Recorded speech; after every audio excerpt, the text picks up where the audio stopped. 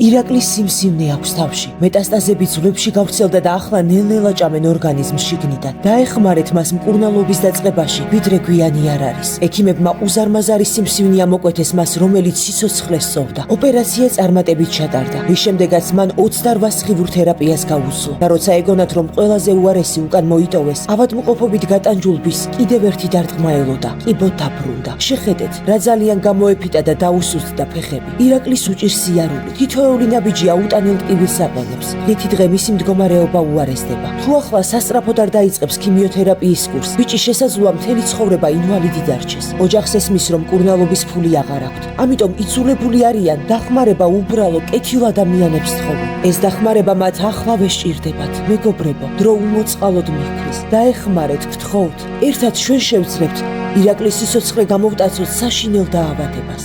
გადარიცხეთ ნებისმიერი თანხა ჩერნოვეცკის ფონდის ოფიციალური საიტის მეშვეობით.